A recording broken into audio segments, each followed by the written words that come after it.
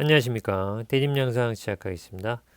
이번 시간은 2.1.2 생물과 환경의 상호관계에 대해서 한번 보도록 하겠습니다. 그러니까 생물과 상호관계 좀 구체적으로 들여다보도록 할게요. 생물과 환경은 서로 어떻게 영향을 끼칠까? 질문이 되겠고요. 생물은 빛, 온도, 물, 토양, 이 비생물 요소죠. 비생물 요소인데 이것이 여러 환경에 대해 생물이 적응을 한다. 적응하며 살아간다. 적응 못하면 이제 죽는 거지. 적응. 생물이 환경의 영향을 받아 몸의 구조와 기능이 변하는 현상. 이게 적응이다. 자, 먼저 빛과 생물. 빛의 세기가 비교적 강한 곳의 식물의 잎은 약한 곳의 잎이 하고 비교가 돼요. 밑에 그림에 보면 하나의 식물에서도 아래 그림과 같이 강한 빛을 받는 잎과 약한 빛을 받는 잎의 두께가 달라. 두께가 강한 잎을 받으면 이 식물 잎이 이게 두껍다. 두께가 두껍고 약한 잎 빛을 받으면 얇아요. 어디가 두꺼워지냐면 울타리 조직입니다. 이게 왜 울타리 조직이라면 울타리 닮았다고. 그 울타리를 이렇게 치잖아요. 그러면 울타리를 이렇게 그 나무를 이렇게 툭툭툭 세워서 치는데 그것처럼 여기 이제 나무 울타리처럼 그렇게 돼 있죠. 이렇게. 요거에 울타리 조직이라고 합니다. 여기 울타리 조직이 약한 빛을 받으면 이게 한 층처럼 보이지만 강한 빛을 받으면 여기 두 층으로 이렇게 보이죠. 이렇게 두꺼워진다. 빛이 세니까 이게 두꺼워져도 그만큼 빛 에너지가 투과되면서 광합성이 잘 일어날 수 있다는 거죠. 그래서 그런 식으로 적응을 한다. 그래서 빛의 세기가 비교적 강한 곳의 식물의 잎은 두껍지만 약한 곳의 잎은 약한 곳은 잎이 일반적으로 그렇죠. 얇죠. 또 상대적으로 더 넓어요. 얇고 넓다. 이 울타리 중에 한 층으로 되어 있고 얇고 대신에 이제 잎의 면적을 넓혀갖고 빛을 이제 많이 받으려고 이렇게 적응을 하는 거죠. 요 밑에 요 부분 있잖아요. 세포들이 좀 얼기설기하게 있는 부분. 요 부분을 이제 해면 조직이라고 합니다. 해면 조직. 요 부분은 뭐 몰라도 되는데 요 부분은 이제 물관이죠. 물관하고 체관이 되겠습니다.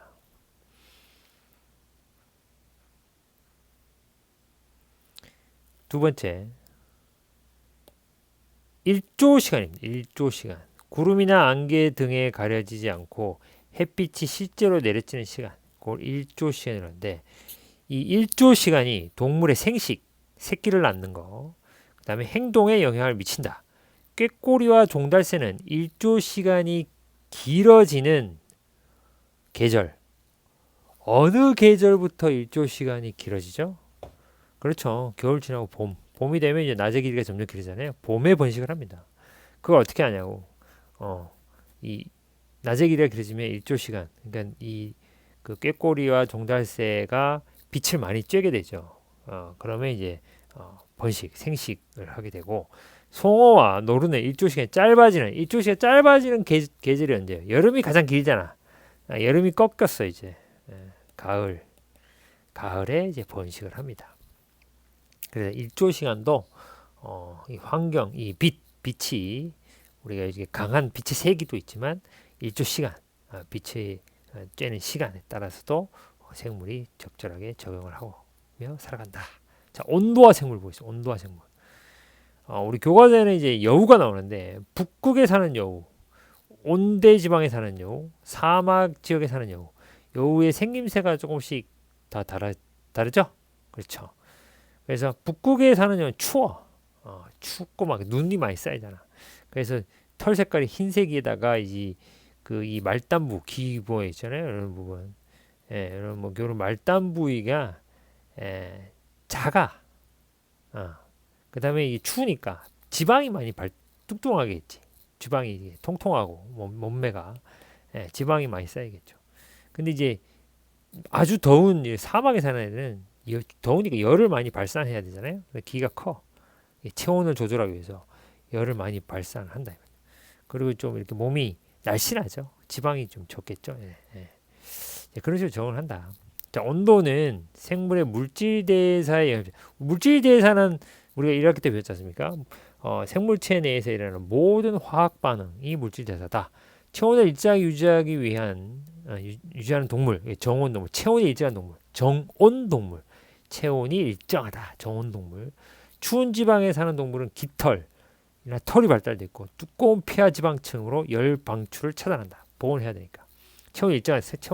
내 체온을 일정하게 36.5도로 유지해야 되는데 자꾸 열이 밖으로 나가면 안 되잖아요. 그러니까 이제 지방층도 많고 털도 많이 발달됐다. 서식지의 기온에 따라 몸집과 몸 말단부의 크기가 다르다. 북극 경우는 몸집이 크고 몸 말단부가 작아. 이게 기 부분으로 말단부가 작죠. 열 방출을 막아주고 사막 경우는 몸집이 작고 몸의 말단부가 커서 열을 잘 방출한다. 2번 외부 온도에 따라 체온이 변하는 동물. 체온이 쉽게 변해. 변온 동물. 우리 파충류나 그 악어, 거북이, 양서류, 어류, 뭐 개구리, 뭐 물고기, 뭐 붕어, 잉어, 피라미 이런 애들은 이제 체온이 막 변한다는 거죠. 그래서 변온 동물. 햇빛이나 그늘을 찾거나 겨울잠을 자는 등의 방법으로 체온을 조절한다. 식물의 경우 툰드라 지방에 사는 털송이풀은 말 그대로 털이 엄청나게 많이 나 있어요. 털이 잎이나 꽃에 털이 나 있어요. 털이 있으면 이제 동물도 마찬가지지만 식물도 체온이 낮아지는 것을 좀 막을 수가 있다. 이런 식으로 적응을 한다. 온도와 생물. 세 번째, 물과 생물. 물은 생물을 구성하는데 성분 중에 가장 많죠. 70% 정도 되죠. 생물이 생명을 주는데 반드시 필요하다. 그렇죠. 육상에 사는 생물은 몸속을 보존하기 위해 곤충은 몸이 뭘로 되어 있어요? 곤충 몸은 요거를 키틴질이라고 합니다. 키틴질. 뭐 이게 외골격이죠. 딱딱한 곤충류나 갑각류 같은 동물의 몸을 싸고 있는 외골격. 이거 오타네. 이 일컨는인데 이루는